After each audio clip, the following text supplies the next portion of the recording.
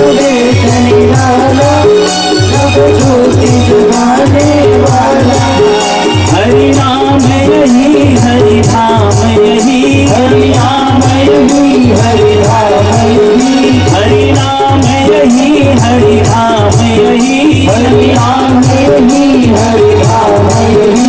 यही जग मंगल की आरती, पापियों को पाप से है आरती।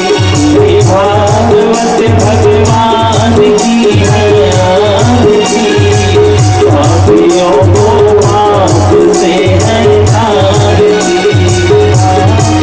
भगवान की है आरती, पापियों को पाप से है आरती। ये शांति गीत पावन पुनीत, पापों को मिटाने वाला, हरि दर्द कराने वाला। ये शांति गीत पावन पुनीत, पापों को मिटाने वाला, हरि दर्द कराने वाला। ये सुख करनी, ये दुख हरणी, ये सुख करनी, ये दुख हरणी, ये सुख करनी, ये दुख हरणी, ये सुख करनी, ये दुख हरणी। श्री मधुसूदन की आरती, पापियों को पाप से है तारती। श्री भागवत भगवान की है आरती, पापियों को पाप से है तारती। श्री भागवत भगवान की है आरती, पापियों को पाप से है तारती। भागवत भगवान की है आरती, पापियों को पाप से है तारती।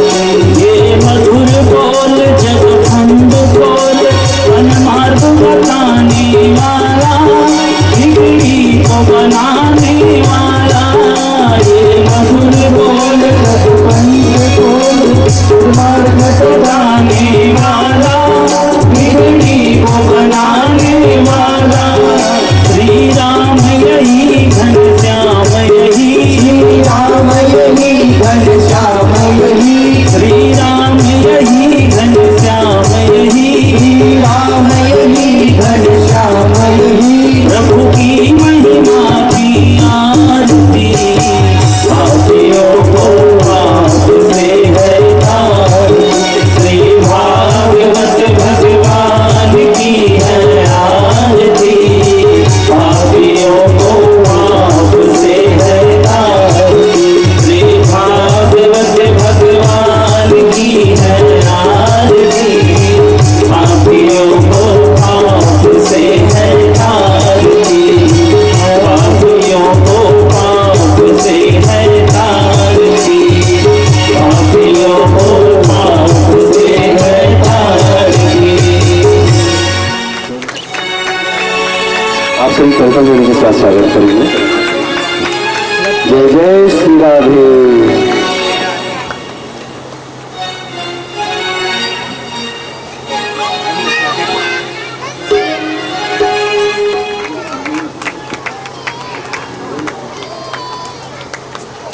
आइए आज के मंगल सूत्र को चालू करें। भक्ति के से इसीलिए इनको परम भागवत कहते हैं। और इन्हीं के वंश में आगे चलकर महाराजा अंग का जन्म आता है। महाराजा अंग बहुत ही धर्मात्मा राजा था और भगवान के परम भक्त थे, जो यज्ञ आदि क्रियाओं में सर्वदा अपना जीवन यापन करते थे।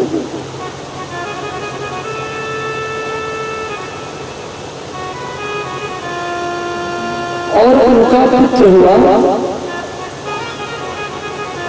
राजा भीम, जो अति नास्तिक हुए और अपने पुत्र के नास्तिकता को देख करके राजा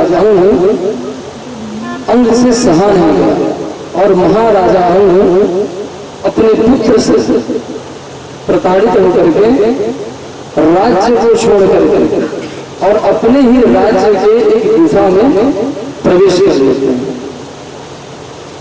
और किसी को भी नहीं बतलाता है कि मैं कहाँ हूँ।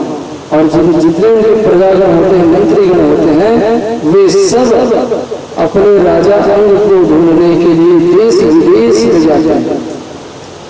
किस तरह से जाते हैं देखिए, जिस प्रकार से राजा अंग अपने ही राज्य में, राज्य के एक गुफे में प्रविष्ट हो गए हैं और छुप गए हैं,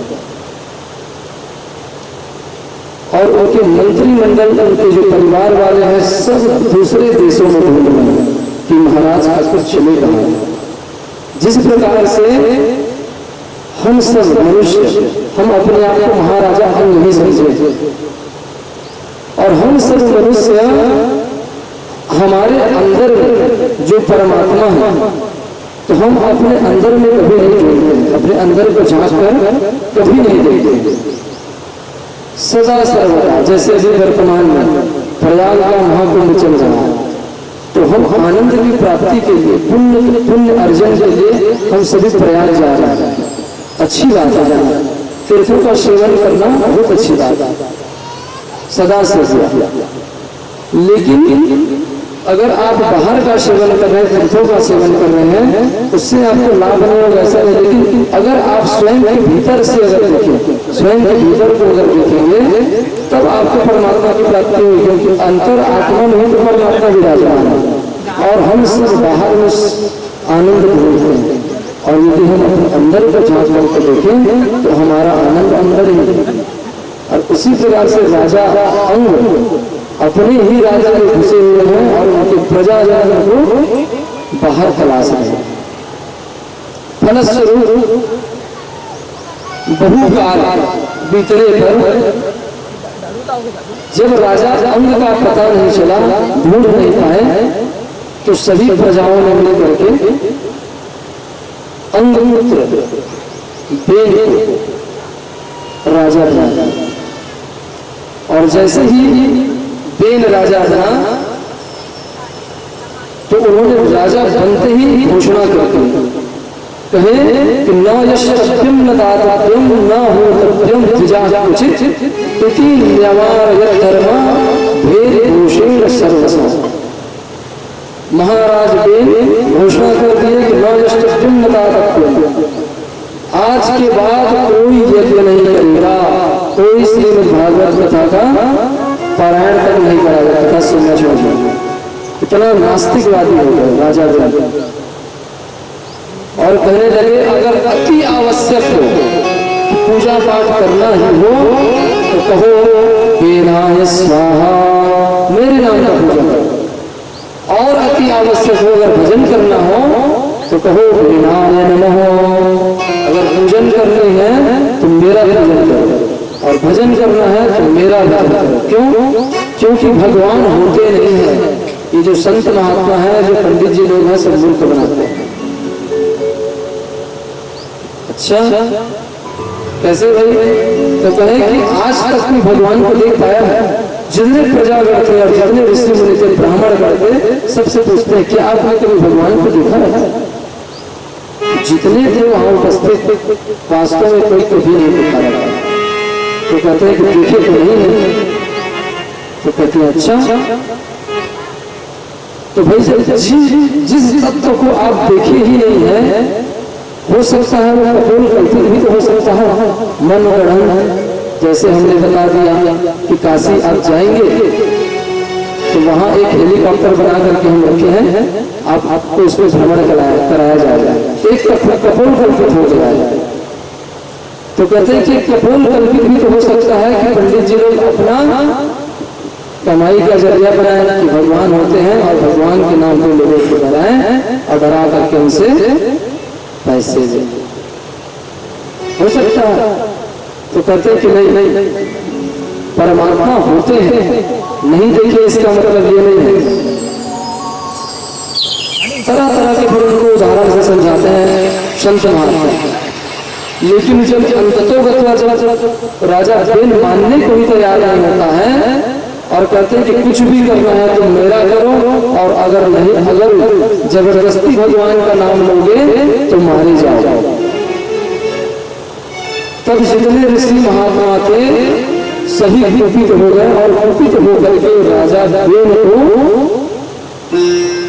शापित कर दिए। और जैसे ही शापित किए वैसे ही राजा बेन धड़ाम से धरती पर गिर जाता है और उनकी मृत्यु हो जाती है।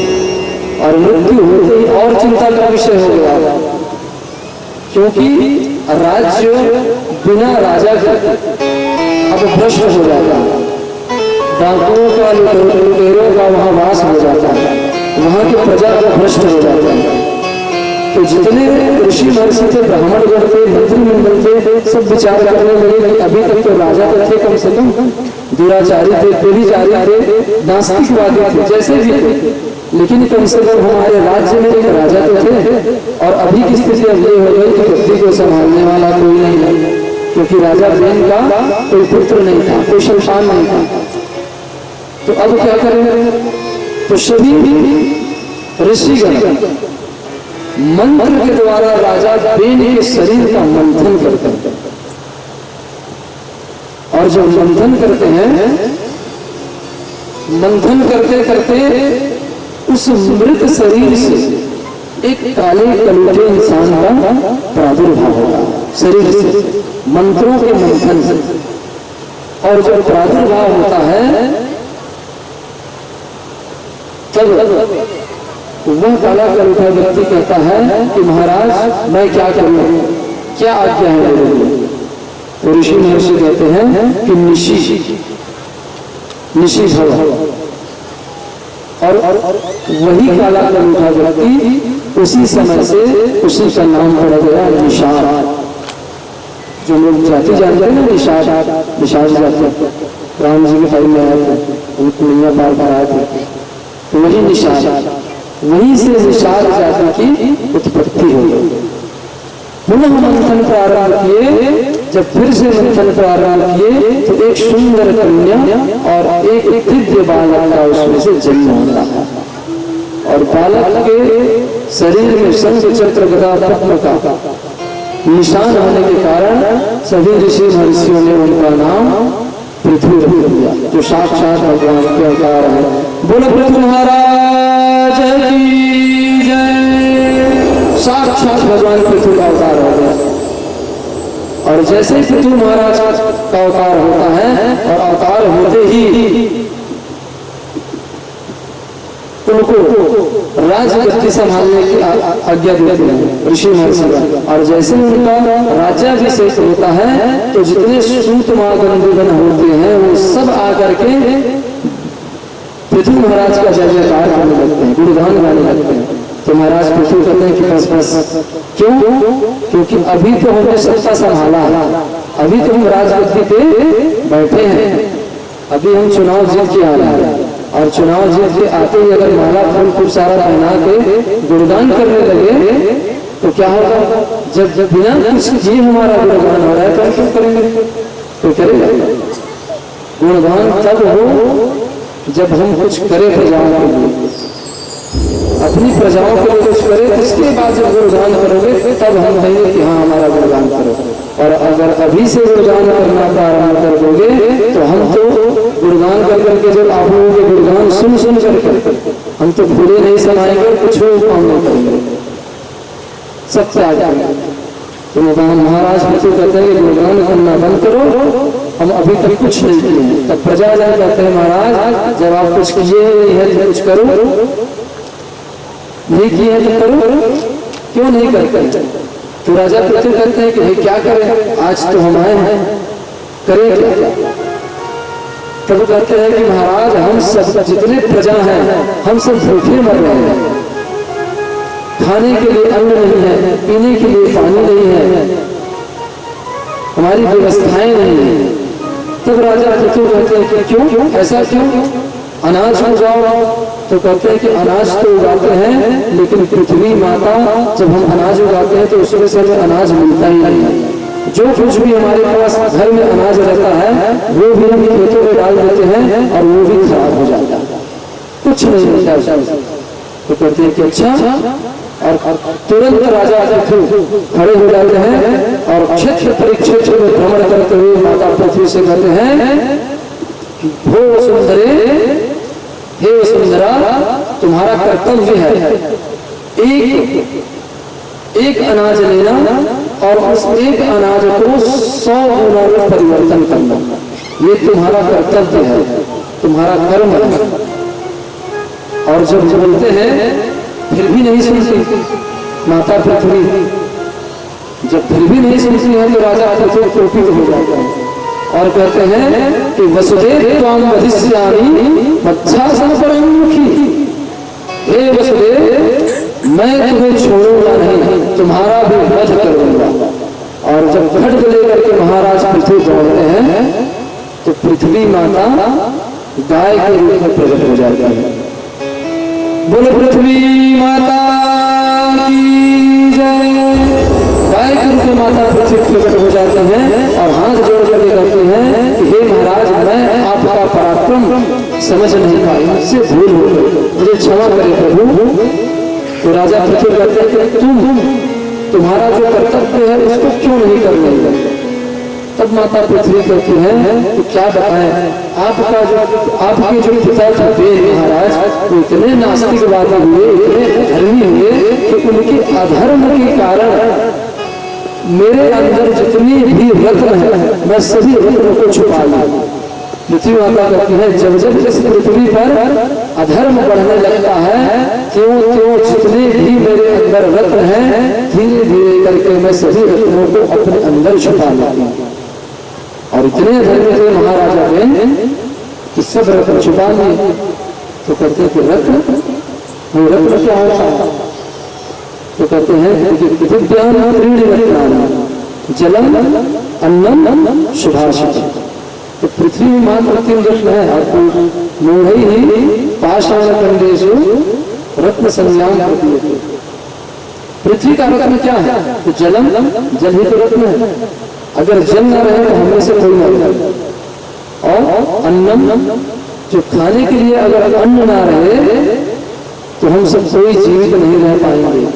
कितनों हम लोग सोना चांदी घोड़ा गाड़ी कार अनोला कुछ भी खरीदें, अगर जल और अन्न नहीं है तो हम जीवित नहीं रह सकते। सोना चांदी कपड़ा लगता ये सब कितना भी हम लोग जीवित रह सकते। इसीलिए पृथ्वी का जो रत्न है, मुख्य रत्न, वो है जल और अन्न। और बाकी वगैरह अगर देखें तो पृथ्वी में सारा रत्न है। जितने हम लोग सब जले में लटका लटका के घूमते हैं सोना चांदी, कहाँ से मिलता है? पृथ्वी माता ही तो देती है। जितने भी आप लोग टिकली कुंडली जो भी आप लोग पहनते हैं, वस्त्र इत्यादि जितना भी चराचर में दिखने वाला वस्तु है वो सब वस्तु पृथ्वी से उत्पन्न होती है किसी न किसी रूप से। जो साड़ी वस्त्र पहनते हैं धागा बनता है, रेशम से बनता है, वो पेड़ से, पेड़ भी पृथ्वी से, तो सब कुछ पृथ्वी से। और जैसे महाराज पृथ्वी आग्रह करते हैं वैसे ही माता पृथ्वी अपना संपूर्ण रत्न बाहर करती हैं और कहते हैं हे महाराज पृथ्वी, मैं गाय के रूप में आई हूँ और जितना रत्न दोहन करना चाहते हैं आप कर सकते हैं। और गाय के रूप में माता पृथ्वी खड़ी हो जाती है और जितने प्रजा जन जाते हैं राजा पृथ्वी के सहित सब प्रजा माता पृथ्वी का दोहन करने लगते हैं और तरह तरह के उसमें से रत्न भंडार करने लगते हैं। बोलो पृथ्वी महारानी की जय। और तत्पश्चात सुव्यवस्थित कर देते हैं राजा पृथ्वी। और महाराज पृथ्वी जब अपना नगर बसाना प्रारंभ करते हैं तो जब भ्रमण करते हैं तो क्या कहते हैं कि पूरा नगर और पूरा पृथ्वी अस्त व्यस्त पड़ा हुआ है।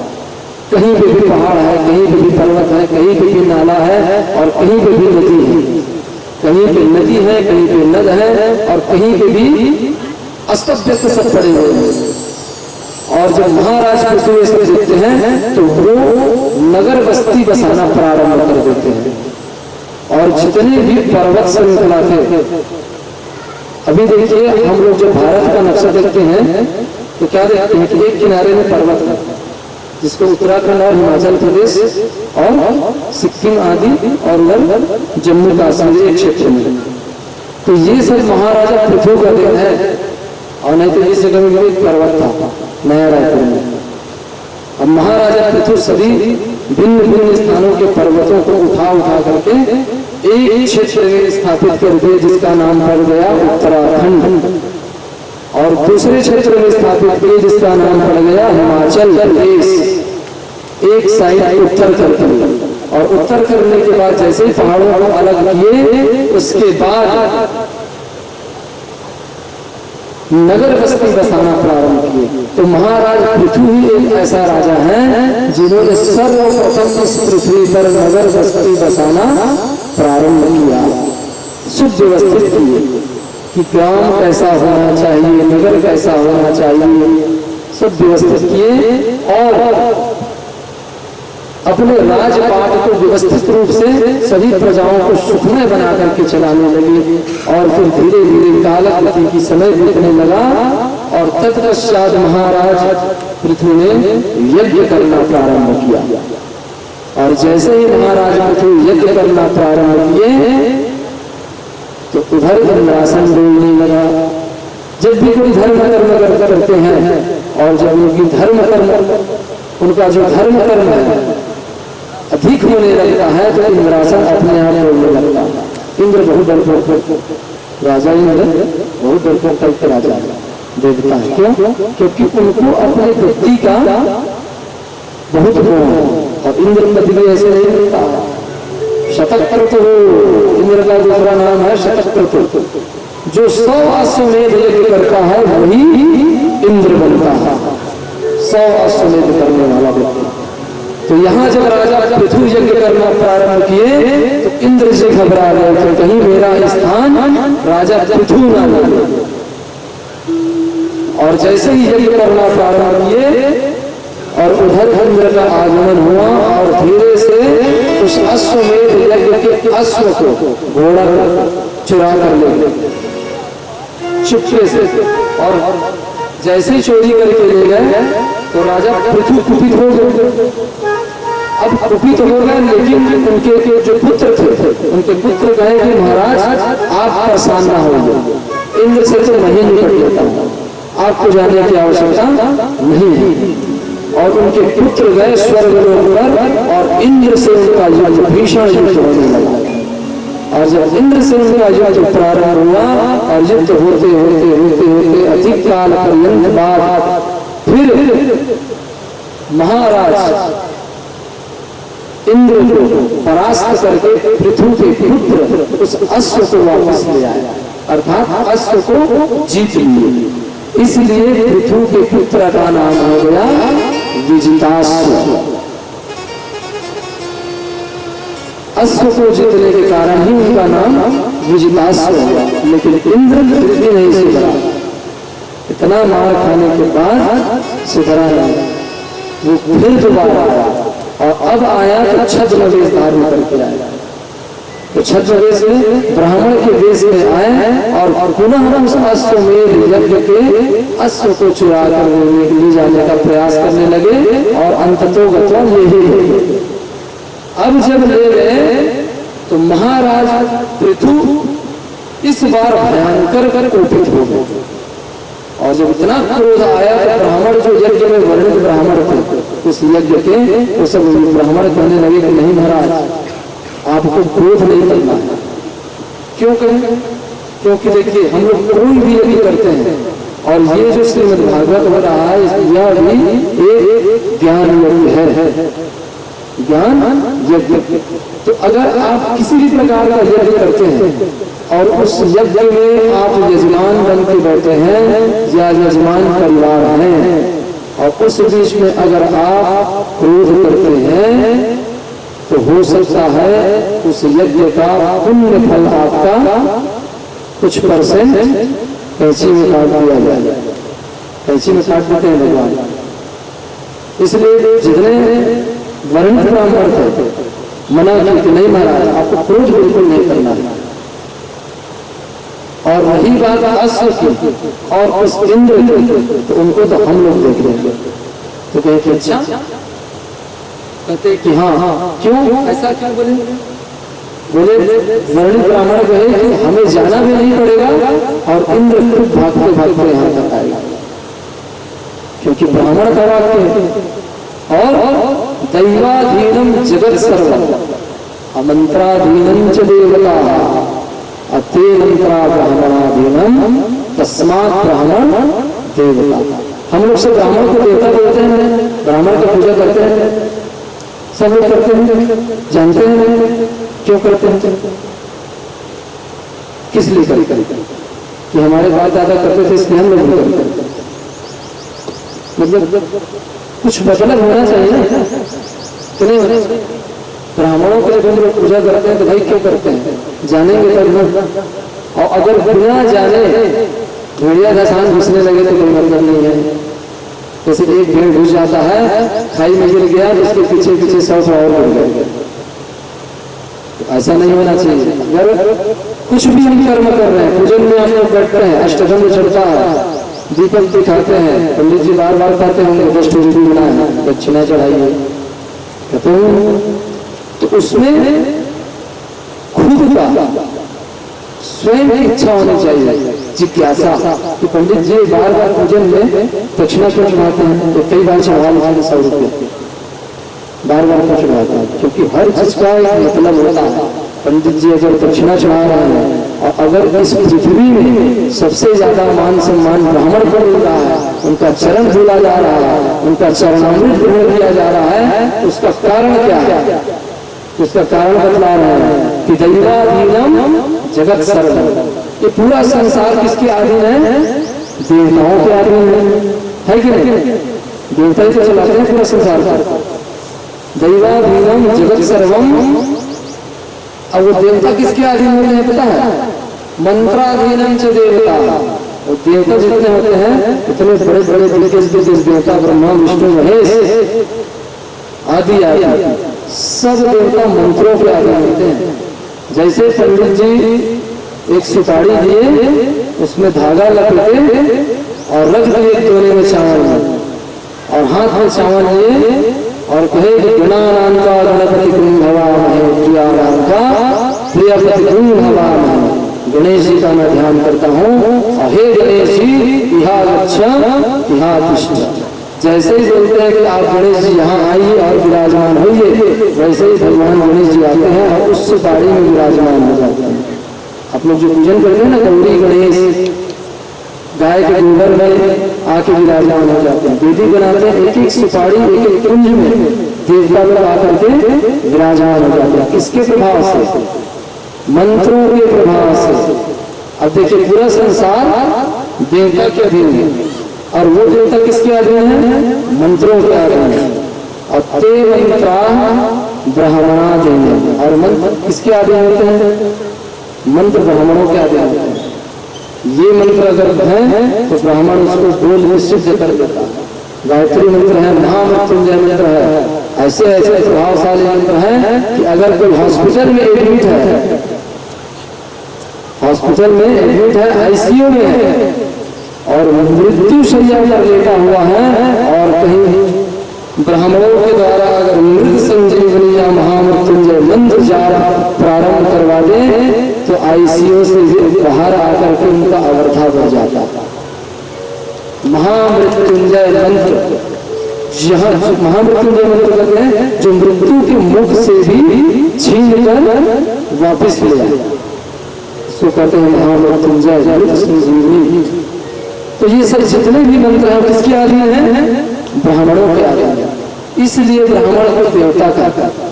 अब अगर कोई पूछे कि ब्राह्मण को पूजा काहे करता, कौन से कारण से करता, तो बताओ, है ना, कि पूरा संसार देवता मन के अधीन होते, और देवता मन मंत्र के अधीन होते, और मंत्र मन ब्राह्मण मन के अधीन होते। इखन नाम से हम ब्राह्मण की पूजा करते हैं। इसलिए ब्राह्मणों का पूजन किया जाता है। तो वहां के जितने वर्णित ब्राह्मण थे वो सब कहते हैं कि महाराज आप गुस्सा मत करिए, और जैसे ही मंत्र पढ़ते हैं जैसे ही पढ़ते हैं इंद्र देवता खींचे खींचे चले आते हैं, आसन पकड़ लेते हैं जो, आसन पकड़ते हैं तो सिंहासन के सहित आ जाता है। और जैसे ही आके देखते हैं ब्राह्मण देवता करने ही वाले थे इंद्राय स्वाहा, और सिर्फ इंद्राय बोल पाए, और जैसे ही अगर स्वाहा बोलते तो इंद्र देवता भी अपने में स्वाहा हो जाता। लेकिन स्वाहा बोलने से पहले वहां आ जाता है चतुर्मुखी ब्रह्मा जी। ब्रह्मा जी जैसे ब्रह्मा जी आ जाते हैं और महाराज पृथ्वी को कहते हैं कि हे राजा पृथ्वी, हे बेटा, ये तू क्या करने जा रहा है? अगर तू इंद्र को ही स्वाहा कर देगा तो हमारी ये जो व्यवस्था है ये सब अस्त व्यस्त हो जाएगा। इसलिए बेटा इंद्राय स्वाहा नहीं, इंद्राय नमः। इंद्र को नमस्कार करिए, प्रणाम करिए, उसको स्वाहा नहीं करिए। लेकिन महाराज पृथ्वी धर्मात्मा था, क्रोध में थे, लेकिन जैसे ही वह अपने ब्रह्मा जी को जैसे देखते हैं तो ब्रह्मा जी का आदर करते हैं, सत्कार करते हैं, उनको स्नान देते हैं और उनका चरण आदि पखार करके षोडशोपचार से विधिवत पूजन करते हैं। और जब यह सेवा सत्कार देखते हैं तो वही भगवान श्रीमन नारायण प्रकट हो जाते हैं। बोलो श्रीमन नारायण भगवान की जय। भगवान श्रीमन नारायण प्रकट हो जाते हैं, अपना सही घर पहचान सके। जब इस प्रकार से प्राचीन बर्ही को नारद जी सुनाते हैं तो प्राचीन बर्ही चकित हो जाते हैं कि बाप रे बाप, हम अभी तक किस दुनिया में जी रहे थे। हमें तो समझ में आ रहा था कि दुनिया सिर्फ इतना ही है कि जन्म लिए, धन संचय किए, खाने की व्यवस्था किए और अपने परिवार की व्यवस्था किए और उसके बाद समय आने पे मर गए। हम तो संसार यही समझ रहे थे। लेकिन जब जाने तब कहे संसार तो बहुत बड़ा है और ये हमारा घर भी नहीं है, तब राजा प्राचीन बर्ही को वैराग्य हो गया और अपने पुत्रों को राजपाट सौंप करके वैराग्य को धारण कर लिए और कालांतर में राजा प्राचीन बर्ही का उद्धार हो गया। बोलो भगवत्सल भगवान की जय। दुनिया से मैं हारा तो आया तेरे द्वार, दुनिया से जो हारा तो आया तेरे द्वार, यहाँ से घर जो हारा यहाँ सरकार।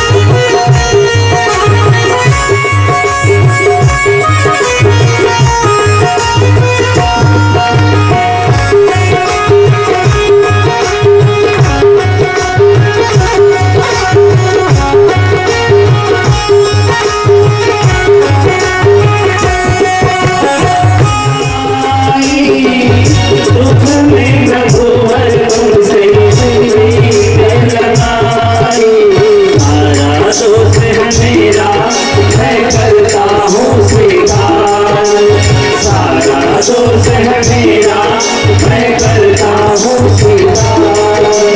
यहाँ से कर जो हारा, वहाँ जाऊंगा सरकार। एकदम पक्का नियम मानते हैं कि ठाकुर जी की विधिवत सेवा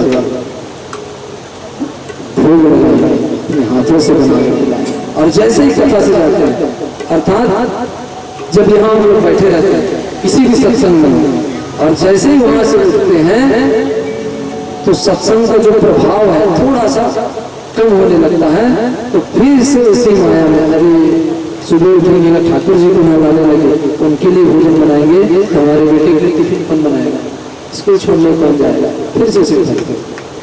तो इसका सबसे अच्छा उपाय क्या बताया है कि देखो हम लोग आते हैं, अगर कोई व्यक्ति फूटा मटका लेकर के जल सरोवर जाए, तालाब जाए और फूटा मटका लेकर के उसमें पानी भर फूल एकदम और फिर घर लेकर के आए, तो कितना जल रहेगा उसमें? कुछ क्षण में पूरा जल समाप्त हो जाएगा। तो हम भी फुटहा घड़ा है, और घड़ा तो फूट गया है, ऐसे करेगा, 9 छिद्र है, एक छिद्र नहीं है, पूरे रोम में छिद्र है, तो कैसे करेगा? तो सीधा सीधा उपाय, अगर चाहते हैं कि उस घड़े में पानी भरा रहे हमेशा, तो क्या करना होगा? अब उस छिद्र को बंद नहीं कर सकते, तो सावधान नहीं बंद करने का, तो क्या करना होगा? उस मटके को ले जा करके उस सरोवर में डुबाना। अब जब वो डूबा ही रहेगा तो भरा रहेगा हमेशा, कभी खाली नहीं होगा।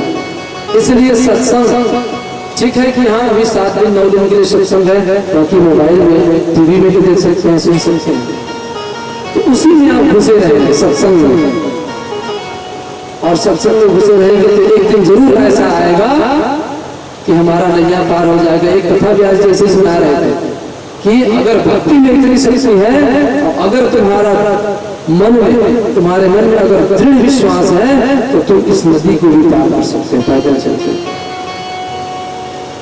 पंडित जी सुना रहे थे, काशी की बात है, और गंगा नदी के उस पार, बनारस उस पार एक जगह है, जिस जगह का नाम है मगहर, जहां उस जगह में जिसकी मृत्यु होती है वो सीधा नर्क जाता है, और कबीर दास जी वहीं जाके अपना देह त्याग। उस जगह का नाम है मगहर, और मगहर से कथा सुनने के लिए माता जी आती थी नाव के सहारे, और जब उस दिन कथा में सुनी कि अगर तुम्हारा भक्ति में शक्ति है और एकदम दृढ़ निश्चय है, तो तुम गंगा नदी को भी पार करके पैदल ऐसे जा सकते हो और कुछ नहीं होगा। और पंडित जी खुद नहीं जा सकते थे, पंडित जिस नदी को खुद पार नहीं कर सकते थे, उनको भी नाव का सहारा लेना पड़ता था। लेकिन माता जी जो कथा सुनने आती थी, उनके अंदर भक्ति इतनी थी कि वास्तव में पंडित जी की बात को आत्मसात कर ले। और सही में क्या हुआ, जब कथन उस दिन लेट हो गया, और लेट होने के कारण वहां के जो नाविक थे घाट के, वो चल रही थे अपने घर पर, पार कर चुके थे मगहर को। अब माता जी को घर जाना है, और वास्तव और नाव कोई है नहीं, कोई गुनाह नहीं था, कैसे जाए? और पंडित जी तो कहे हैं, और पंडित जी तो कहे दिए कि अगर भक्ति दृढ़ निश्चय है तो ये हो सकता। लेकिन माता जी ने सचमुच में श्रद्धा भक्ति थी, और माता जी ने पंडित जी की बात को याद ध्यान रखिए, और भगवान श्री कृष्ण और भगवान विश्वनाथ जी के ध्यान करते हुए जब आगे बढ़ने लगे, तो क्या आगे बढ़ने लगे, और जैसे जैसे आगे बढ़ने लगे, माता गंगा स्वयं अपने हाथ को पसारने लगी, एक एक पग में हाथ को पसारने लगी, और उस भक्ति माता को गंगा पार करा दी। बोलो गंगा मैया की भक्ति महारानी की जय हो। तो जरूरी नहीं है भैया कि जिसको तैरना आता हो वही तैरना सिखा सके। बहुत सारे ऐसे लोग होते हैं जिन्हें खुद तो नहीं आता है, लेकिन घाट के किनारे में ही खड़ा होकर बताते हैं कि भैया वैसे हाथ मारो, ऐसे पैर मारो, और खुद को नहीं आते हुए भी तैरना सिखा देते हैं। क्यों? क्योंकि वो हमारा प्रभाव नहीं है। जरूरी नहीं है कि जो हम बोल रहे हैं उसका अगर हम पालन नहीं कर रहे हैं तो आप लोग भी ना करें। हो सकता है कि कथा के प्रभाव से हमारा और आपका सबका जीवन परिवर्तन हो जाता है। जिसने पकड़ा, जिसका समय आ गया, वो निखर जाता है। तो यहाँ पुरंजन अपने घर पर पहुंच गया, और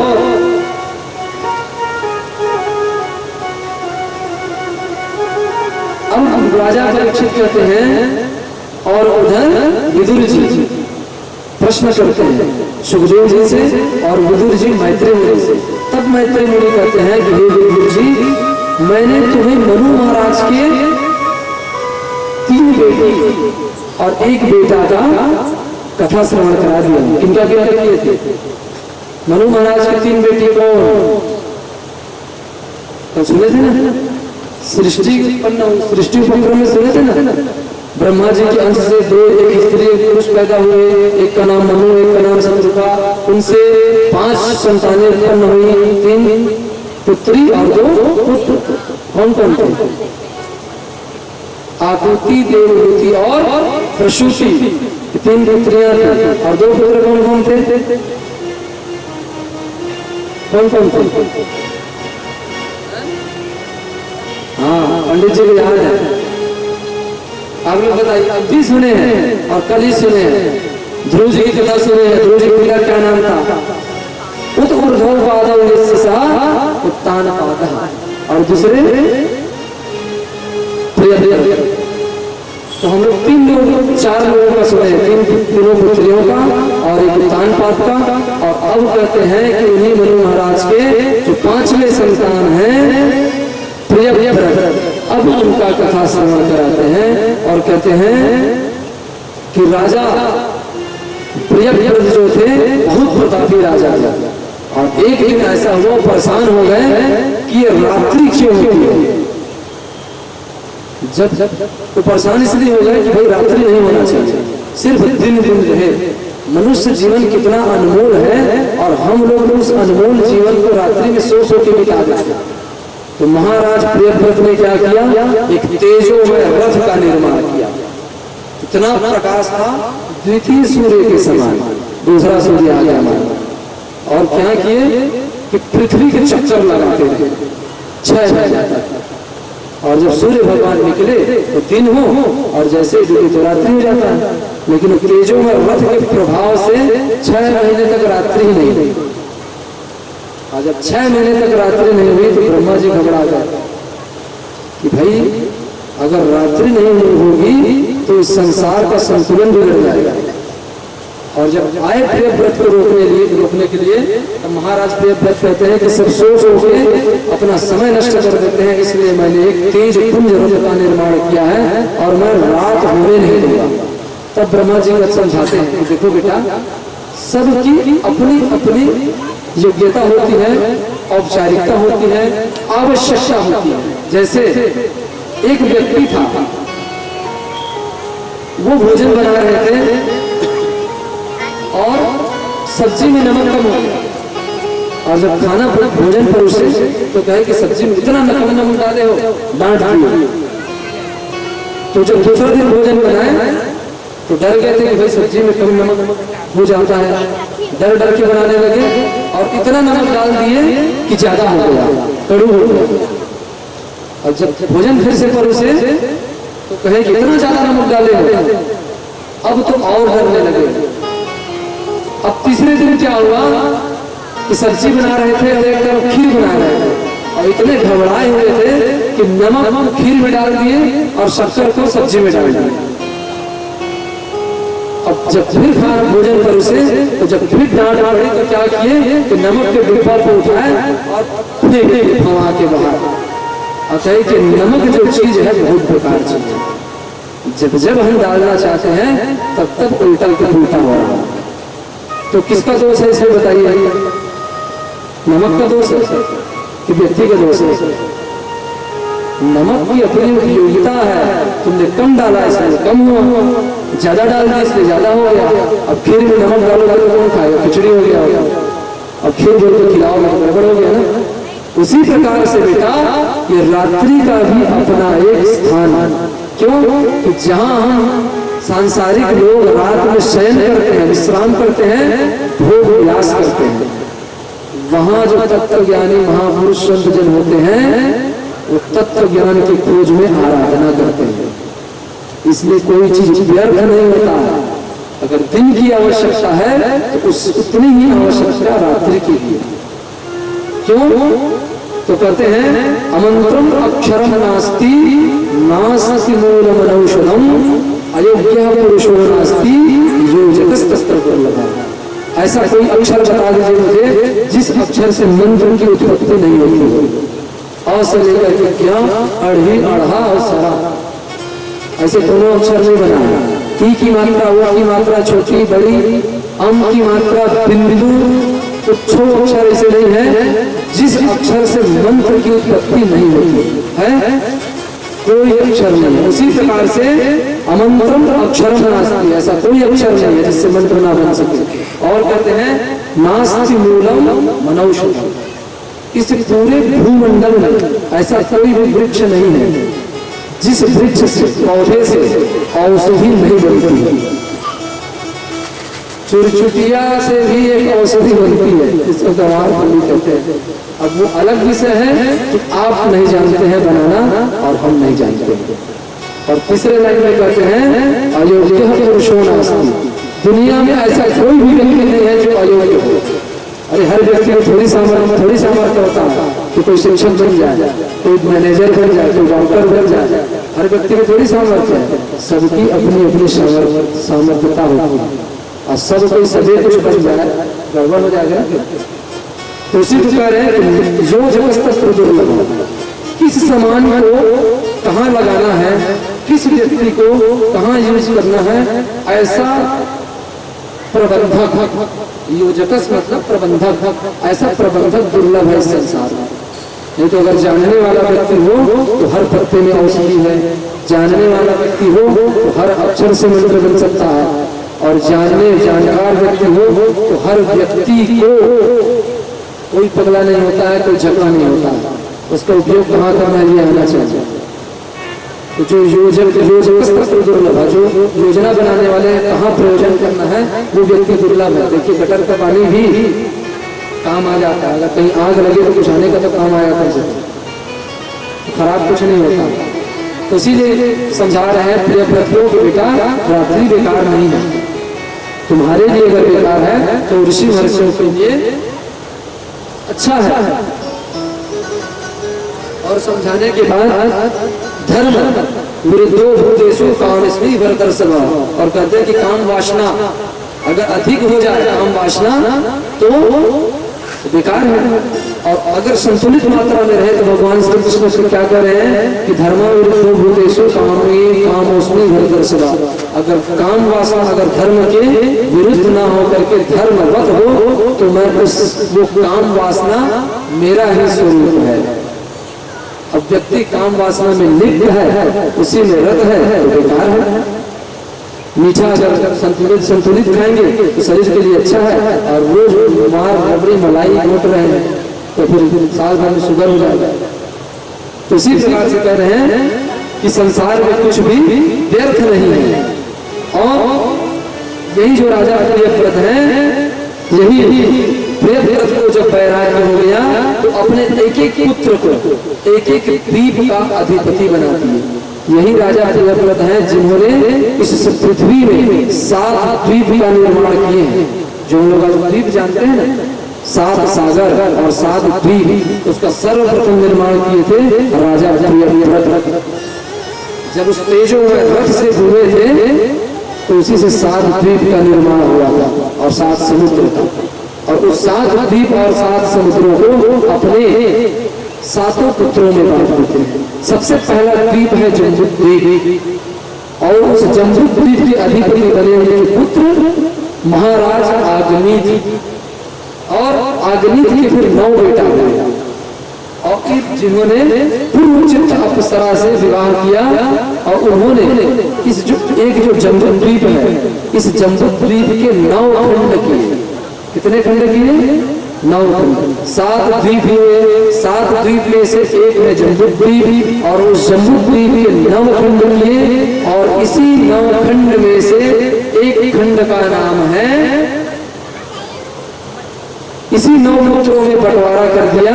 और फिर इसमें से जो 9 खंड है उसमें से एक खंड का नाम है अजनाब खंड। क्या नाम है? अजनाब खंड, और इस अजनाब खंड के अधिपति बने महाराज नाभि। और महाराज नाभि का विवाह मेरू देवी से हुआ, लेकिन इनके कोई संतान नहीं हो पाया, और संतान नहीं होने के कारण यह पुत्रिष्टि यज्ञ, और जब पुत्रिष्टि यज्ञ ये भगवान नारायण स्वयं प्रकट हो गए। लेकिन जब भगवान को देखे नाभि, महाराज नाभि, तो इतने गदगद हो गए, रोने लगे, कुछ मांग ही नहीं पाए, क्या मांगो समझ में नहीं आया। तब ब्राह्मणों ने कहा कि महाराज प्रभु, यह पुत्र की कामना से, आप जैसे पुत्र की कामना से पुत्रिष्टि यज्ञ कर रहे हैं, लेकिन आप तो देखे तो कुछ मांग नहीं पाए। तो भगवान नारायण प्रसन्न हो गए, कहे जाओ, तुम्हें मेरे समान ही मेरा ही अंश पुत्र प्राप्त होगा।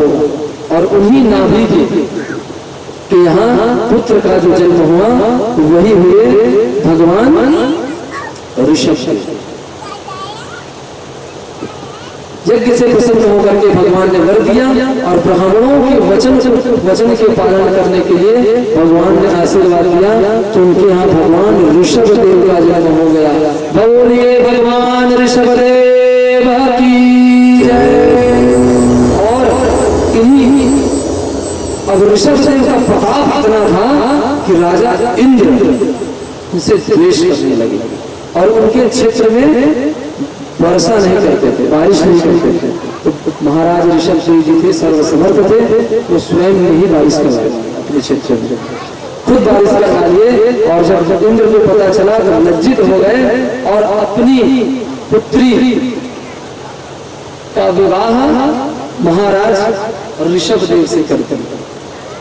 अब इंद्र की पुत्री का विवाह हो गया ऋषभ देव से, और इंद्र की पुत्री और ऋषभ देव से 100 संतान हुए, और इन 100 संतानों में से जो सबसे प्रथम संतान थे उनका नाम था भरत।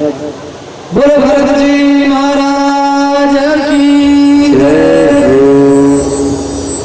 भरत जी महाराज, और भरत जी महाराज में सबसे बड़े हुए। अब ये जो ऋषभ देव के जो अनुयायी थे, कुछ शिष्यगण थे, और अरहन नाम के राजा थे। क्या नाम था, याद रखिएगा, एकदम बहुत इंपॉर्टेंट है, जरूरी चीज।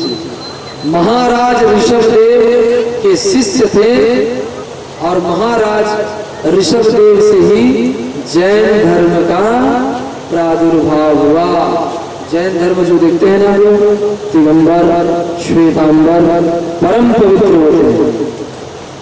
होते कि नहीं होते? अगर आप लोग देखेंगे तो जब एक दूसरे से लोग बात भी करते हैं तो एक रुमाल ऐसे सामने रखते हैं, एक कण भी छिट्टा ना पड़े, एकदम पवित्र होते हैं। श्वेतांबर, दिगंबर। तो जो जैन मत है वो ऋषभ देव से ही प्रारंभ हुआ, और समाज में अरहन नाम के जो राजा थे उन्हीं से जैन मत का ज्यादा प्रादुर्भाव होने लगा, शुभारंभ होने लगा, प्रचलन करने लगा। और मेन प्रवर्तक तो ऋषभ देव जी है। और इन्हीं के जो पुत्र हुए सबसे ज्येष्ठ पुत्र जिनका नाम था महाराजा भरत। और महाराज भरत इतने प्रतापी थे, इतने प्रतापी थे और इतने धर्मनिष्ठ थे, उनको सम्राट बनाया गया, सबसे बड़े पुत्र भरत को। और सम्राट बनाए, सम्राट तो बन गए, लेकिन भरत जी सब अपना सत्ता भार अपने पुत्रों को सौंप करके, अपने पुत्र को सौंप करके बड़े पुत्र को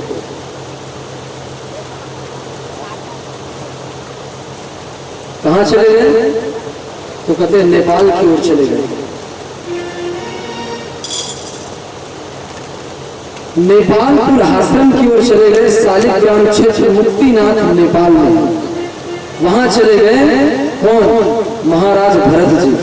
और भरत जी वहां जाकर के अपना नित्य संध्या वंदन और भगवान में मन लगाने का कर्म करने लगे।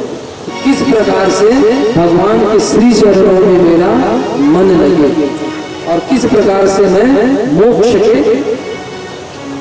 मोक्ष को पाऊं, इसमें लगे। और एक दिन ऐसा समय आया कि गंडकी नदी है जहाँ भगवान शालिग्राम मिलते हैं, जानते हैं ना? जिस नदी में भगवान शालिग्राम मिलते हैं उस नदी का नाम है गंडकी नदी। तो गंडकी नदी के तट पर नेपाल में भरत जी संध्या वंदन स्नान आदि से निवृत्त होकर के भगवान सूर्य को अर्घ दे रहे थे।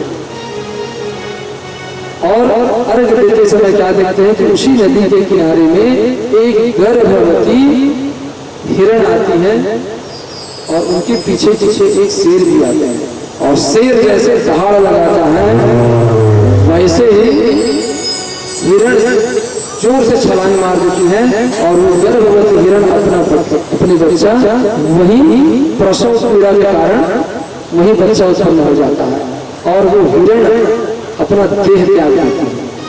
और यह सब दृश्य भरत जी देखते रहते हैं, और जब भरत जी देखते रहते हैं तो उनसे रहा नहीं जाता। क्यों? कि अगर मैं इस शावक इस बच्चे को अगर मैं नहीं बचाता हूँ तो इनकी माँ तो मर गई, साथ में यह बच्चा भी मर जाएगा जिसका पाप मुझे लगेगा, क्योंकि मैं प्रत्यक्षदर्शी हूँ। अगर हम देख कर भी जीव की रक्षा न करें, अपने आंखों के सामने मरने दे, तो उस पाप के भागीदार कौन बनेगा? दूसरा को थोड़ी बनेगा, जो देखने वाला है वही बनता है। तब वह गए और जा करके उस हिरणी के बच्चे को उठा करके ले आया।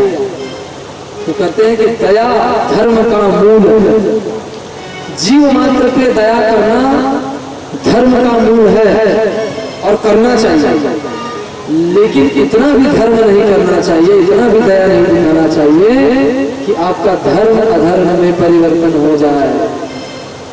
देखिए आप महाराज भरत उस हिरण के बच्चे को तो उठा के ले आए, तो वहां तक ठीक था कि आप ले आए और ज्यादा से ज्यादा महीना भर उसको पाल लेते, वहां तक भी ठीक ठीक, और पालने के बाद जंगल में छोड़ देते। लेकिन जो भरत जी है उसको ले आए घर, अब थोड़ा थोड़ा चम्मच में दूध पिलाने लगे। जैसे आजकल के धर्मात्मा लोग हैं, मस्त जन्नत के गड्ढा में मोटे मोटे कुत्ते को बैठा करके खिलाते हैं, है ना? खिलाते हैं ना? वैसे ही महाराज भरत भी करने लगे, चम्मच में दूध पिलाने लगे। अब धीरे धीरे दूध पीने लगा वो भी शावक हिरणी का बच्चा। अब छोटे छोटे घास तोड़ के लाने लगे। अब भरत जी का पूरा दिनचर्या चेंज हो गया धीरे धीरे। कहाँ वो ध्यान लगाते थे, जप करते थे और उस परम तत्व के आराधना में ध्यानस्थ होते थे। अब वो दिन भर उस हिरणी के बच्चे के चक्कर में पड़े, और जैसे ही ध्यान लगाने के लिए बैठते हैं, संध्या वंदन जप आदि करने के लिए बैठते हैं, वैसे हिरणी के बच्चा पीछे से आकर के कभी चाटने लग जाती है, तो कभी खिसने लग जाती है, कभी खुजली करने लग जाते हैं। जानवर ऐसे करते हैं ना। अब वो सब कुछ जब छोड़ करके कि वाह क्या बात है, कितना सुंदर है, उस जानवर के पीछे लग गए। कर्तव्य उनका पूर्ण हो चुका था, अब जो आगे कर रहे हैं वो उनका गलती है, उनकी गलती है। अब समय बीतता गया, दीर्घ काल होने लगा, और भरत जी जप तप संध्या वंदन ध्यान धर्म धारणा विधि योग अभ्यास सब धीरे धीरे छोड़ते गए। अब दिन भर हिरण के बच्चे के साथ खेलते थे। और जबकि महाराज भरत जिस राजपाट को छोड़ के आए थे वहां पत्नी पुत्र वैभव संपन्न महाराजा थे। ये सब को छोड़ के संसार को छोड़ के आए थे, और यहाँ आने के बाद नेपाल में एक हिरण के बच्चे के साथ फंस गए। मोह जंजाल, जिस मोह माया को छोड़ के आए शांति पाई, और यहाँ क्रांति में उल्टा हो गया। अब एक दिन समय ऐसा आया कि हिरणों का झुंड आया, और उसी झुंड में वो हिरण का बच्चा वो भी घुस गया, और धीरे धीरे उस झुंड के साथ में कहीं दूर निकल गया। अब महाराज भरत जो है वो ढूंढ रहे हैं हिरण का बच्चा कहाँ गया, हिरण का बच्चा कहाँ गया। ढूंढते ढूंढते इतना व्याकुल हो जाता है कि भोजन सब कुछ त्याग देता है, विलाप करने लगता है कि भाई आज तक कहीं नहीं जाता था, आज कैसे चला गया, कहाँ चला गया, ढूंढने लगा। और इतना ढूंढा, ढूंढते ढूंढते रोते रोते विलाप करते करते उस हिरण के विषय में सोचते सोचते भरत जी का देहांत हो जाता है। और शास्त्र का क्या नियम है, अंतेवती सावती। तो यहाँ भरत जी जो तत्व ज्ञानी थे, ब्रह्म ज्ञानी थे, जानकार थे, ऋषभ नंदन थे, कोई साधारण नहीं थे, अद्भुत ज्ञानी थे, लेकिन थोड़ी सी गलती के चक्कर में फंस गए। और उसका जब दूसरा जन्म हुआ तो हिरण के विषय में सोचते सोचते मरे थे, इसलिए उनका दूसरा जन्म हिरण का हो गया। और जब हिरण में जन्म लेकर के हिरण योनि में जन्म लेकर के जंगलों में जब यहाँ वहां भटकते रहे, लेकिन अन्य हिरणों से अलग ही रहते थे, क्योंकि पूर्व जन्म में इतना ज्ञानी थे कि हिरण जन्म लेने के बाद जो उनका ज्ञान बना रहा कि मैं पिछले जन्म में भरत था, ऋषभ नंदन था, ये ज्ञान उनके अंदर में बना रहा। अनेक जितने हिरण थे सबसे अलग रहने लगे और धीरे धीरे कालांतर बीतने पर वह हिरण शरीर भी छूट गया। हिरण शरीर को भी त्याग किए और अगला जन्म हुआ उनका अंगिरा गोत्र के घर में, अंगिरा गोत्रीय ब्राह्मण के घर में उनका जन्म हुआ भरत जी का। बोलो भरत जी महाराज की जय। भरत जी महाराज के यहाँ, अंगिरा गोत्र के यहाँ भरत जी महाराज का जन्म हुआ। और जन्म तो हो गया, लेकिन भरत जी को पूर्व की ज्ञान पहले से, पूर्व का ज्ञान पहले से कि मैं पहले भरत था, फिर मोहवशात हिरण बन गया, अब वर्तमान में फिर से मेरा ब्राह्मण के यहाँ जन्म हुआ है। और अगर मैं कुछ जानने की कोशिश किया और संसार में अगर कुछ भी बताने का कोशिश किया तो ये समझ लीजिए कि मैं फिर से इस संसार रूपी माया जाल में फंस जाऊंगा। इसलिए एकदम उनके और भी भाई थे, वो सब पढ़ के विद्वान हो गए और वेद के परम ज्ञानी हो गए, शास्त्रों के ज्ञानी हो गए। लेकिन सबसे छोटा भाई था भरत, और भरत जानते थे सब कुछ, समझ कुछ था, लेकिन वो जानबूझ करके कुछ भी नहीं पढ़ते थे। उनके पिता कहे कि विद्वान तो हो ही नहीं सकता, कम से कम गायत्री मंत्र याद कर ले, ब्राह्मण है, यज्ञों को भी धारण करेगा, जनेऊ धारण करेगा, कम से कम गायत्री मंत्र तो आना चाहिए। तो गायत्री मंत्र को भी नहीं। अब उनके पिता बहुत प्रयास किए कि कुछ न कुछ पढ़ ले, लेकिन कुछ भी जब नहीं पढ़ा, मुंह तक नहीं खोला, तो उनके पिताजी कहने लगे कि एकदम जड़ मूर्ख। जड़ अर्थात होता है अचल, पत्थर, जड़, कुछ नहीं जानता। अब उनका नाम हो गया जड़ भरत। भरत जी का नाम हो गया जड़ भरत। अब भरत जी भी सोचे कि बहुत अच्छा। अब फिर क्या था, समय बीतने लगा और उसके बाद उनकी शादी तो होगी नहीं, क्योंकि इतना कुछ भी नहीं कर पाता, कोई काम कुछ नहीं। अब इधर धीरे धीरे समय बीतते गया। उनके जो अन्य भाई थे सबका विवाह हो गया, विवाह संपन्न हो गया और जड़ भरत जी खूब खाते, कोई काम नहीं करते। अब उनके भाई तो कुछ नहीं करते, हमेशा भाई कुछ नहीं करते हैं, लेकिन अगर देवर कुछ काम ना करे और खा पी के मस्त मुष्टंडा हिष्ट पुष्ट घर में घूमे, गांव में घूमे, कुछ काम न करे तो भाई भले ना भले लेकिन भौजाई जरूर बोल एक समय बाद। लेकिन भाई समझा दे, कुछ काम की न काज के और दुश्मन अनाज के, या तो बोल की ड्यूटी जाए, 2 पैसा कमा के ला करता है, और या तो फिर ओ दुआरी हवा धीरे से डोली हो जाए निकल जाए। अब भाई भौजाई के कहने पर भाई लोग अपने छोटे भाई भरत से, जड़ भरत से कहने लगे कि भाई कुछ तो काम किया कर। और भाभियां कह रही हैं कि कुछ काम करता नहीं है और घर में सबसे ज्यादा मोटा ताजा यही रखा था।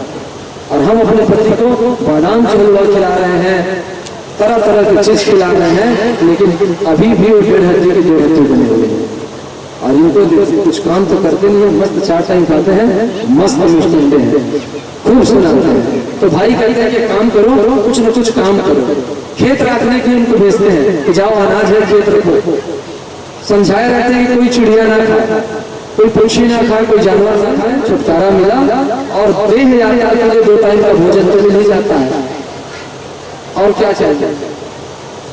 अब भरत जी, जड़ भरत जी खेत में ही रहने लगे, वही खाद बिछा लिए। और एक दिन ऐसा समय आया कि डाकुओं का जो सरदार था वो माता काली से वचनबद्ध थे और मन्नत मांगे थे कि माँ अगर मेरे यहाँ कोई संतान उत्पन्न हो जाए तो मैं आपको नर का बलि दूंगा, नर बलि। और उसी समय ऐसा हुआ कि उस डकैत के यहाँ, सरदार के यहाँ पुत्र की उत्पत्ति हो गई, उत्पन्न हो गए और महाराज प्रसन्न हो गए जो डकैत के सरदार थे। और कहने लगे अपने सेवक से कि जाओ कोई नर पकड़ के ले आओ, कोई आदमी ले आओ। तो उनके जब सेवक लोग आए, डकैत लोग, तो उनको खेत में मिल गए भरत जी, जड़ भरत जी। और भरत जी को जब देखे कि मस्त खापे के मुस्टंडे हैं तो उन्हीं को उठा के ले गए। और भरत जी भी तो परम ज्ञानी, ब्रह्म ज्ञानी थे। डाकू लोग कहे कि चलो, तो भरत जी चल दिए साथ में, पूछे भी नहीं कहाँ जाना है। और जब अंदर ले गए, वहाँ डाकू के पास ले गए, सरदार के पास, और वहां ले जाकर के खूब बढ़िया स्नान करवाए, दूध से, गंगा जल से, खूब बढ़िया वस्त्र पहनाए। और उसके बाद खूब थाल में भोजन लगाए और जड़ भरत जी खूब बढ़िया से टकार मार के भोजन खाए। और उसके बाद चंदन जी का लगा के कहे कि अब सिर झुका लो। तो जड़ भरत जी कहते हैं कि क्यों? तो कहते हैं कि अभी तक ये जितना माल छाने हो फ्री में थोड़ी छाने, जितना खाए हो दही लकड़ी खूब टकार भी हो, ये फ्री का नहीं है, अब तुम्हारा बलि होने वाला है। अब इसीलिए देखना, बलि देने से पहले बकरे को खिलाते हैं कि खा ले बेटा लास्ट है, इसके बाद हम तुमको खा जाएगा, ऐसे सोच के देते हैं। अब यहाँ जड़ भरत जी समझ गए कि भाई जैसे प्रभु की इच्छा। जड़ भरत ब्रह्म ज्ञानी थे। अब देखिए कि सामने में माता काली है, तो विचार किया कि जैसे माता काली की इच्छा, अगर माँ वही चाहती है तो वैसे ही चाहिए। वो अपना जैसे ही सिर झुकाते हैं और जैसे ही वो डकैत के सरदार अपना खड्ग उठाते हैं बलि चढ़ाने के लिए, और माँ भद्रकाली क्या देखती हैं कि अरे बलि चढ़ा रहे हैं, और वो भी ऐसे तत्ववेत्ता ब्रह्मज्ञानी क्या तुरंत प्रकट हो जाती हैं और प्रकट होकर के उन्हीं की तलवार छीन करके जितने डाकू थे सबको मार काट के भगा देते हैं। बोलो काली मैया की जय।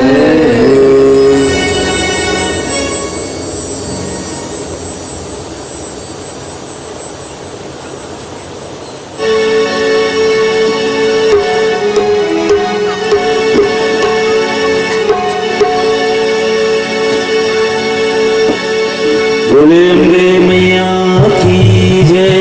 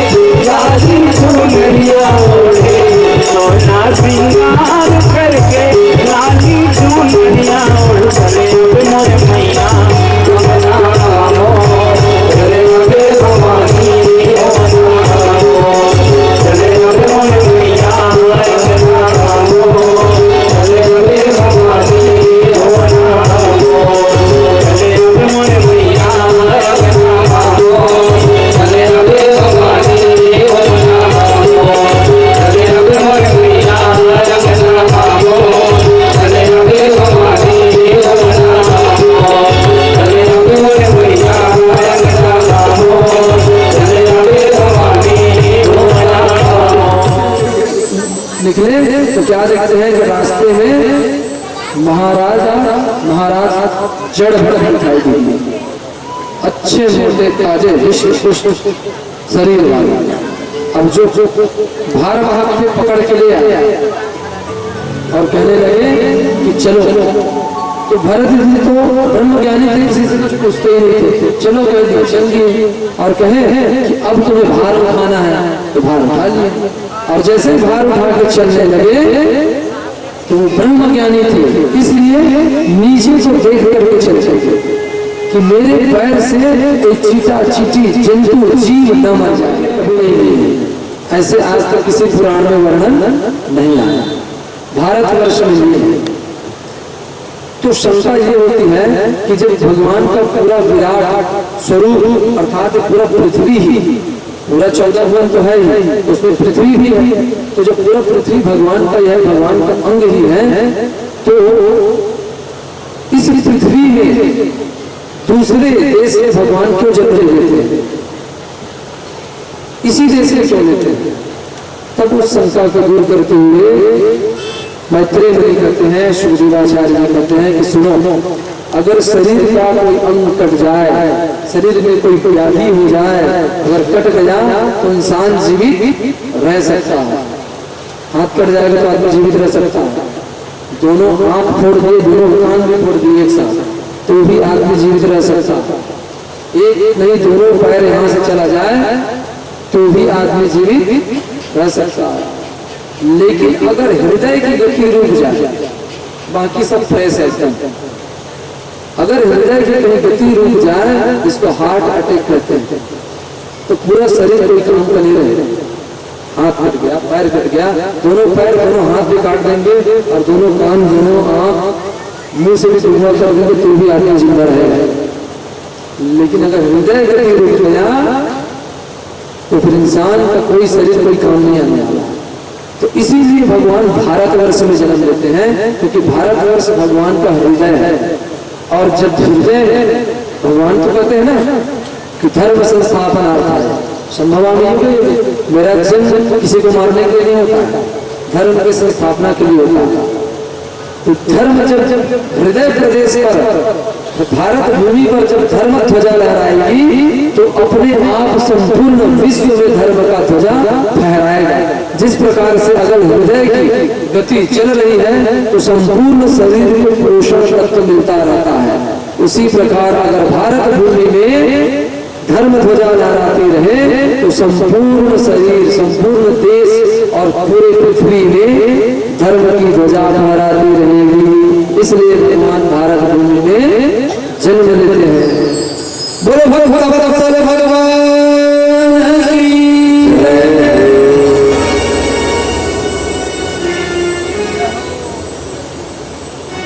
अब आगे कहते हैं कि रिपु का वर्णन करने के अनुपश्चात फिर सुखदेव जी कहते हैं कि सुनो परीक्षित, हम तुम्हें एक बहुत दिव्य और बढ़िया चीज सुनाने जा रहे हैं, जिसको सुनोगे तो प्रसन्न हो जाओ। तो कहे कि अच्छा, तो क्या? तो कहते हैं कि अतल वितल सुतल तलातल रसातल महातल पाताल, तो पृथ्वी से नीचे है और ऊपर में भू भुआ स्व जन मह तप और सत्यलोक, ये पृथ्वी से ऊपर है। लेकिन नीचे से ऊपर तक संपूर्ण ब्रह्मांड की दूरी है 50 करोड़ योजन की दूरी है। ऊपर 7, नीचे 7, बीच में पृथ्वी, तो इसकी दूरी है 50 योजन। कितना? 50 योजन, 50 करोड़ योजन दूरी है। और परीक्षित प्रश्न करने पर फिर आगे नरक का वर्णन विस्तार से करते हैं। जब परीक्षित जी पूछते हैं तब सुखदेव जी कहते हैं कि सुनो परीक्षित, अब हम तुम्हें नरक का वर्णन सुनाते हैं, नरक कैसे होता है। और कहते हैं कि पृथ्वी से 99,000 योजन नीचे यमराज की संयमनीपुरी, क्या है? संयमनीपुरी, जिसमें तामिश्र अंधतामिश्र रौरव महारौरव विपाक काल शुक्र असुर शूकर मुख अंधकूप आदि विशेष प्रकार से 28 नरकों का वर्णन है। कितने नरकों का वर्णन है? 28। आप लोग लगभग सब लोग सुन लिए होंगे, गरुड़ पुराण सुनते हैं ना, जब किसी के यहाँ देहांत वगैरह होता है तो गरुड़ पुराण जरूर कराता है, और गरुड़ पुराण को जरूर सुनना चाहिए, क्योंकि गरुड़ पुराण में संपूर्ण नरकों का वर्णन है। और जैसे ही बताते हैं, सुखदेव आचार्य कहते हैं कि परीक्षित, यह जो नरक है, आदमी अपने कर्मों के हिसाब से यहाँ जाता है, जो पाप कर्म करता है वो नरक जाता है। तो कहते हैं कि अच्छा, तो भाई किस किस प्रकार के पाप कर्म को करने से नरक जाता है, क्योंकि नरक तो 28 प्रकार का है। तब भेद निकलाता है, किस कुकर्म को करने से, किस पाप को करने से मनुष्य किस नरक में जाता है। तब कहते हैं कि जो पर संपदा और पर स्त्री का गमन करता है, हरण करता है, वह उसको यमदूत तामिस्र नाम के नरक में ले जाते हैं। तामिस्र का मतलब होता है ताम, ताम का मतलब होता है तांबा, और वहां के जो नरक होते हैं उसका जो भूमि होता है, जमीन, वो तांबे का होता है। और जो परस्त्री गमन करता है, दूसरे का धन छीनता है, वैभव छीनता है जबरदस्ती, उनको मरने के बाद उसी तामिस्र नाम के नरक में ले जाते हैं, और ले जाकर के वो भूमि इतनी गर्म होती है उसमें ले जाकर कैसे छोड़ देते हैं, लेटा देते हैं। अब तांबा को गर्म करके देखिए, मन में सोचिए कि एक तांबे के पात्र को हम गैस चूल्हे में चढ़ा दें, और 1 घंटे के बाद वो कितना गर्म होगा, और उसको हमें बढ़िया भगोना गंजी गर्म किए और टोपी पहना दिए। थोड़ा सा विचार करके देखिए, या पेट में रख दी गरम गरम तावा, अब वो पूरा भूमि ही तांबे का है, इतना भयानक। फिर कहते हैं कि जो जीवों को काट कर उसका मांस भक्षण करते हैं, सही से बताइए कितने लोग खाते हैं? एकदम ईमानदारी से। कोई खाने वाले हैं क्या? सभी जन खाते हैं, सब जन खाने वाले। हाँ, कभी कभी खाते हैं तो कभी कभी बंद करते हैं। गोभी वोभी खाओ, बढ़िया भाजी तो वही खाओ, सुस्का भाजी है, खैला वैला खाओ, और वो सब खैला मत खाओ। तो कहते हैं कि जो मांस का भक्षण करते हैं उसको कुंभी पाट नामक नरक में ले जाया जाता है। कुंभी पाट, आप लोगों ने फिल्म देखा होगा, बहुत प्रचलित है, क्या नाम है? अपरिचित। देखे हैं? अगर नहीं देखे तो एक बार जरूर देख लीजिएगा, अच्छा है। उसमें कुंभी पाक नरक का वर्णन दिया, और कुंभी पाक नरक में उसी को ले जाया जाता है जो मांस भक्षण करते हैं, जीवों को मारते हैं और उसको खाते हैं, उनको ले जाया जाता है कुंभी पाक नरक। और वहाँ बहुत बड़ा, जैसे पंडाल है ना, ऐसे बहुत बड़ा कढ़ाई लगा हुआ है, और नीचे से खूब बढ़िया लटकती हुई आग, और खूब बढ़िया उसमें तेल लगा हुआ है, रिफाइन है। और यहाँ से उनको पकड़ के ले जाते हैं, खींचते खींचते, और उसी खोलते हुए तेल में बढ़िया से बेसन लपेटे, ऐसे आप लोग बेसन लपेट के खाते होंगे, वैसे बेसन लपेटते हैं एक झाड़ू वैसे उठा के, और उसके बाद उसे तेल में फेंक देते हैं। और तेल में फेंकते तो पूरा हाथ पर ऐसे ऊपर मेंढक की तरह, लेकिन जब वो तेल में फेंकते वो मरते नहीं है। नरक का एक सबसे वैशिष्टता है कि आप तेल में डालें, चाहे तांबे के भूमि में चलाए, वहां वो जो शरीर जाता है उसको लिंग शरीर कहते हैं। ये शरीर नहीं जाता, ये मरने वाला शरीर है, लिंग शरीर जाता है।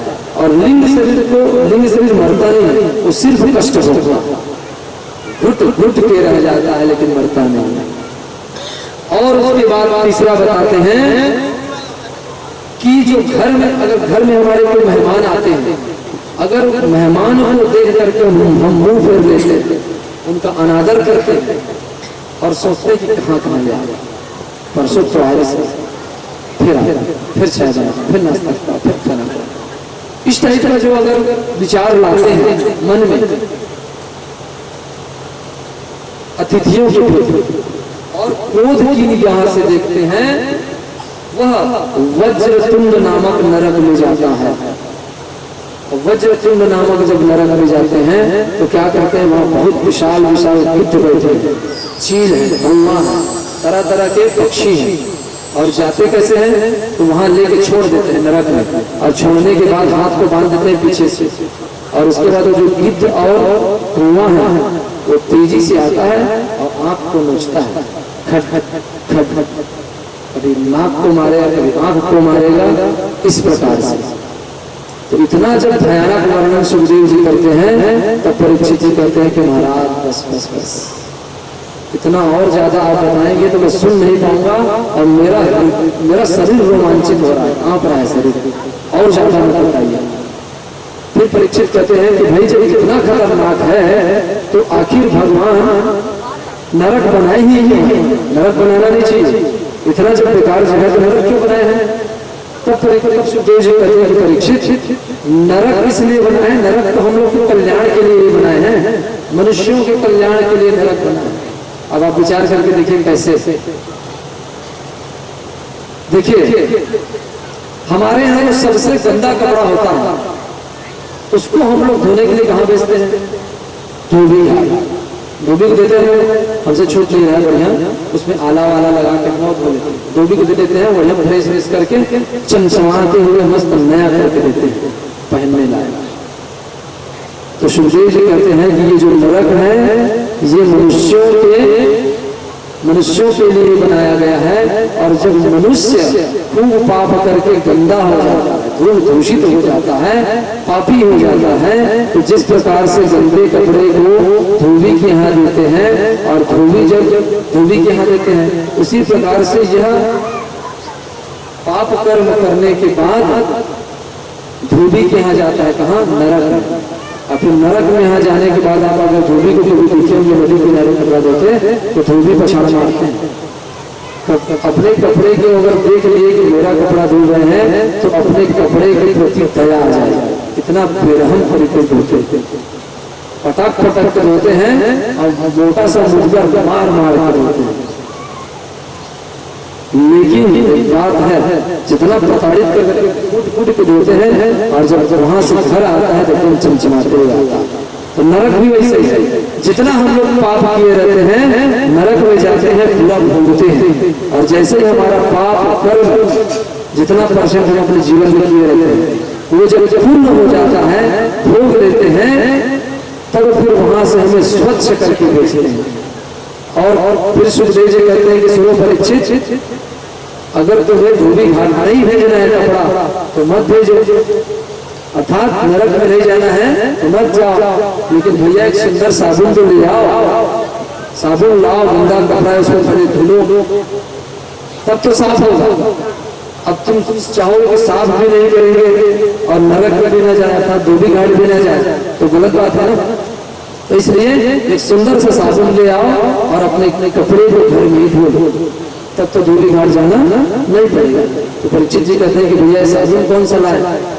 तो कहते हैं कि अगर कपड़ा धोना है तो रिन सर्फ एक्सेल बहुत सारा क्या क्या आ गया है दुकान में, और अगर नरक नहीं जाना है उसी प्रकार तो साबुन खरीद के कौन सा ले आए? तो कहते हैं कि हरि नाम का साबुन ले आइए और खूब बढ़िया भगवान के श्री चरणों में भजन करिए, उनका पूजन करिए और उसी में मन को लगाइए, तो तुम्हें नरक जाना नहीं पड़ेगा। साबुन आप ले आए, 5 रुपये 10 रुपये मिल जाता है, और कितना छोटा नाम है, राम नाम, जबकि नहीं जाएगा नरक गारंटी है। तो कहते हैं कि हरि नाम का सहारा लो और नरक जाना नहीं पड़ेगा। आइए हम सब मिलकर के झूम के बढ़िया भगवान का संकीर्तन करते हैं और अपने जीवन को धन्य बनाते हैं। बोलो भगवान की जय हो। बोले वृंदावन में ही मैं चलूंगा, जहाँ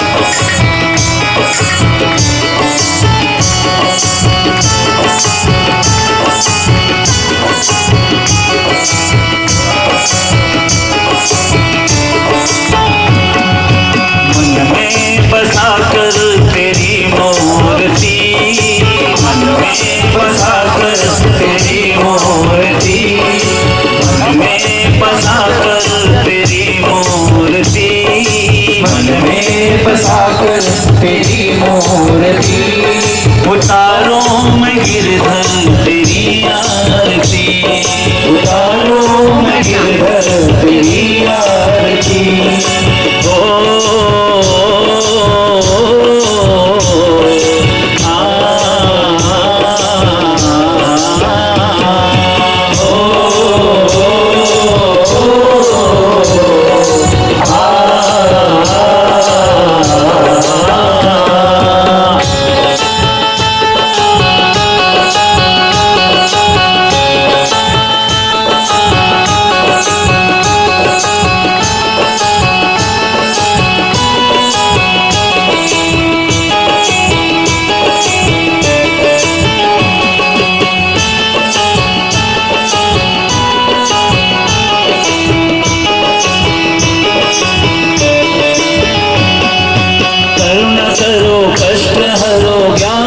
भगवन हो में फंसी नाव मेरी तार दो भगवन, करुणा करो कष्ट हरो ज्ञान दो भगवन, भाव में फंसी नाव मेरी तार दो भगवन। दर्द की दवा तुम्हारे पास है, दर्द की दवा तुम्हारे पास है, ओ दर्द की दवा तुम्हारे पास है, दर्द की दवा तुम्हारे पास है। ओ जिंदगी दया की मैं भीख मांगती, मैं बसा कर तेरी मूर्ति, मैं बसा कर तेरी मूर्ति, उतारो मैं गिरधर तेरी आरती, उतारो मैं गिरधर तेरी आरती।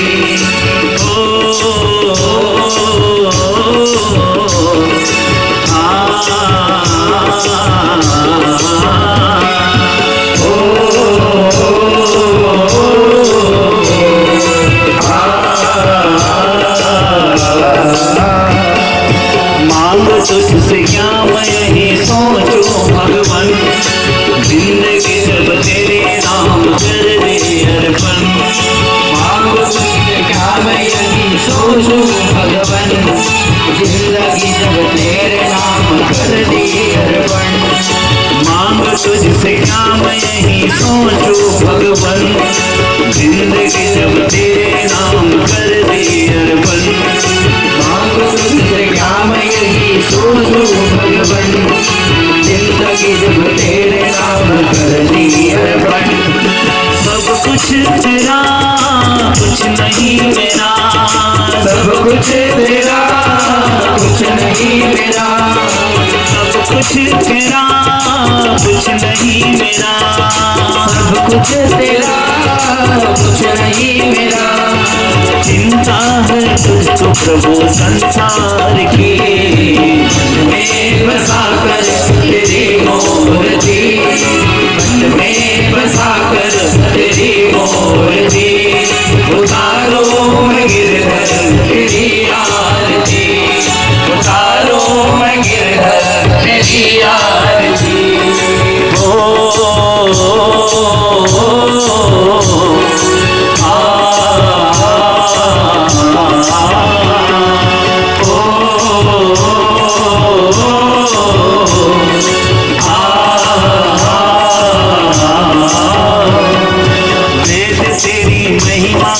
संत करे ध्यान, नारद गुणगान करे भेड़ गिराना, वेद तेरी महिमा गाए संत करे ध्यान, नारद गुणगान करे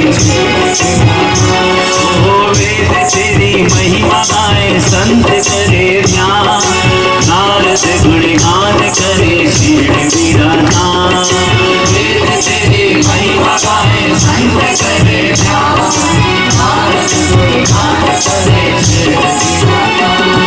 भक्त तेरे द्वार करते हैं पुकार, भक्त तेरे द्वार करते हैं पुकार, भक्त तेरे द्वार करते हैं पुकार, भक्त तेरे द्वार करते हैं पुकार। विनती है प्रभु तुझे बारंबार, में बसाकर तेरी मूर्ति, में बसाकर तेरी मूर्ति, उतारो मैं गिरधर तेरी आरती, उतारो मैं गिरधर तेरी आरती। हो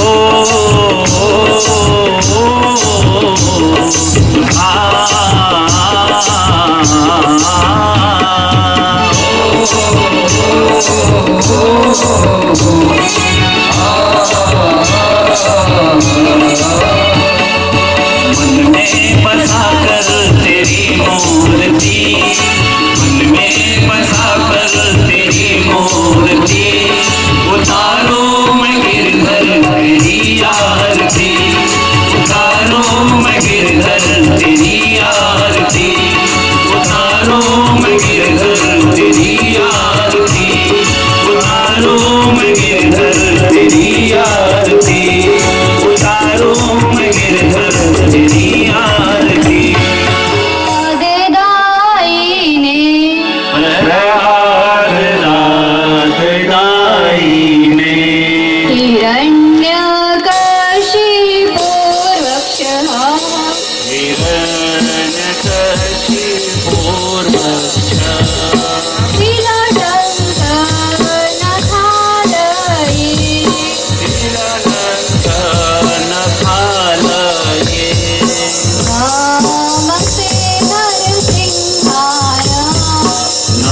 नमस्ते नरसिंहाय, तो नरसिंहा पर तो नरसिंहा, यतो यतयामि ततो नरसिंहा, यतो यतो यामि ततो सिंहा।